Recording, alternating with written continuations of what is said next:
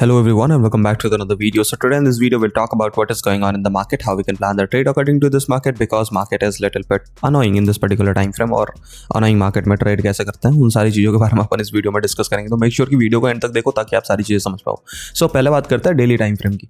तो daily time frame अगर आप जूम आउट करके देखोगे तो आपको तीन चार चीज़ें पता लगेंगी। पहली कि डेली टाइम फ्रेम का जो माइनर एरिया है वो टूट चुका है, ठीक है, but at the same time frame ये भी एज अ ओबी की तरह काम करेगा। लॉल हो गया ना काम। तो there is a possible scenarios कि market can reverse from here, but there is a possibility, not 110% surety कि there is might be the possible scenarios that market can pump from here. Because the market क्या सीन होता है कि अगर market इस तरह की बिहेवियर करता है और वो कैंडल क्लोजिंग करता भी है तो भी वो पंप हो जाता है कभी कभी, ठीक है, ध्यान रखना उस चीज़ को, ठीक है। सो आपको यहाँ पे ये ध्यान रखना है कि डेली टाइम फ्रेम की कैंडल अभी भी उतनी कंफर्मेशन बेरिश पैटर्न नहीं बना रही है, ठीक है, मतलब बना तो रही है बट इतनी भी ज्यादा कंफर्मेशन नहीं है उसमें, ठीक है। But yeah it is very bearish, higher highs lower highs formation, upside breakout and retracement के ऊपर consolidation, that's a crazy thing.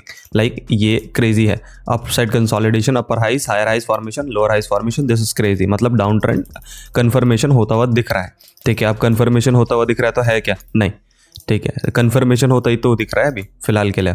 अब कंफर्मेशन काम करेगा अगर मार्केट सस्टेन करेगा, ठीक है। देखो जैसे कि अगर आप 4 घंटे में देखते हो तो जैसा मैंने डेली टाइम फ्रेम बताया कि इधर एक है डिमांड एरिया, तो है ना डिमांड एरिया, तो डिमांड पे ही है मार्केट, ठीक है।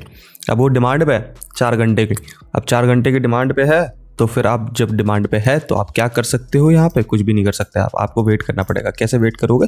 जैसे आ जाओ 1 घंटे में, तो 1 घंटे में चीज़ें दिखेंगी आपको different.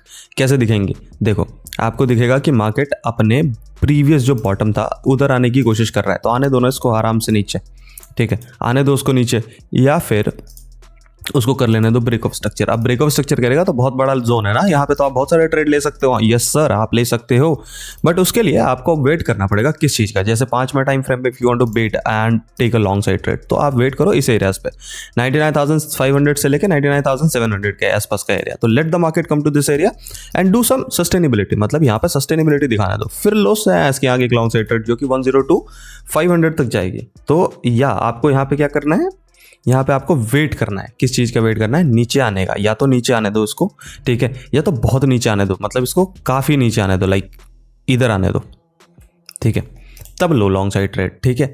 But short side trade कैसे लोगे, है ना, शॉर्ट साइड ट्रेड कैसे ले सकते हो? तो देखो उसके लिए आपके लिए 2 अपॉर्चुनिटी है।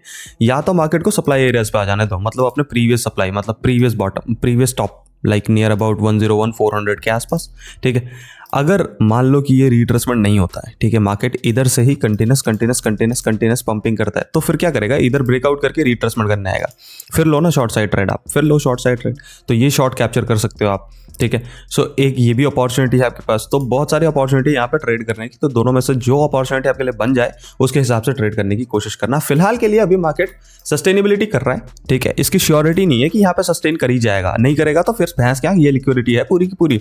ध्यान रखना ये पूरा जो गैप है ये खाली पड़ा है मार्केट के पास, तो ये गैप फिल हो जाएगा, ठीक है। अगर नीचे कंटिन्यूस डंपिंग करेगा तो it will fill this gap. ये वाला जो गैप देख रहा है आप 94,100 94,200 से लेके 92,600 वाला गैप, ये भी फिल कर जाएगा, तो थोड़ा ध्यान रखना। बट फिलहाल के लिए तो यही सीन है कि रिट्रेसमेंट करता है तो फिर लॉन्गिंग अपॉर्चुनिटी बनेगी आपके पास, अगर नहीं करता तो नहीं बनेगी। Ethereum is very interesting. अब इथेरियम का इंटरेस्टिंग चीज क्या है, इथेरियम डेली टाइम फ्रेम पे जो ब्रेकआउट करा था और 4 आवर टाइम फ्रेम में जो ब्रेकआउट करा था उसका कोई मतलब नहीं रह गया, भैंस क्या फिर से नीचे आ गया ये, ठीक है। अब सारी चीजें रिमूव करो और आई एम टेकिंग, मतलब यहाँ पे क्या है, मैं रिस्पेक्ट तो कर ही रहा है ना ये डिमांड एरिया को, इसको नहीं तोड़ पा रहा ना सर। डेली टाइम फ्रेम में अगर आप ध्यान से देखोगे तो इस एरिया को नहीं तोड़ पा रहा है, ठीक है, मतलब this is the strongest support area available for the Ethereum, तो will try to take a catch, ठीक है। अब हम कैच कैसे कर सकते हैं? यहाँ पे 1 आवर टाइम फ्रेम पे you see there is a very good support area available in the market. अब 15 मिनट टाइम फ्रेम आ जाओ, 15 मिनट टाइम फ्रेम पे वही सेम चीज, wait for the demand again and then go for a long, ठीक है। तो इस areas पे आप वेट कर लो, नियर अबाउट 3076 के आसपास के एरियाज पे आप वेट कर लो।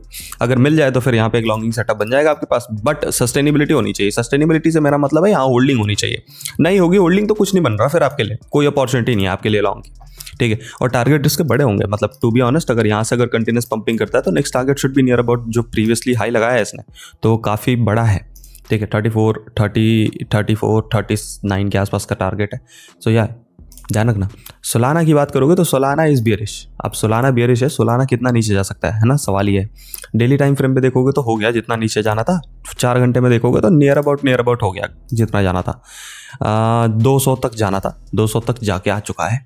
अब यहाँ पे आप वेट कर लो, सेम कंडीशन, इथेरियम वाला सेम कंडीशन, यहाँ पे भी डबल बॉटम वगैरह कुछ बनने दो, फिर लॉन्गिंग सेटअप देखो शॉर्ट साइड ट्रेड जब ही लेना या तो टॉप से लो, ठीक है, या तो टॉप के रिजेक्शन से शॉर्ट साइड ट्रेड लेना, ठीक है, वरना बॉटम ब्रेकडाउन के बाद लेना, ठीक है। बीच में मत ले लेना, कहीं जोश में ले रहे हो बीच में शॉर्ट साइड ट्रेड लेके बैठे हैं, नहीं, ठीक है। या तो टॉप से उठाना ताकि एसएल आप मैनेज कर पाओ, या तो बॉटम ब्रेकडाउन के बाद उठाना ताकि आपको पता लगे कि हाँ भाई बॉटम ब्रेकडाउन है तो रिसेंट जो हाई होगा उस पर लगा लिया मैंने एसएल, ठीक है।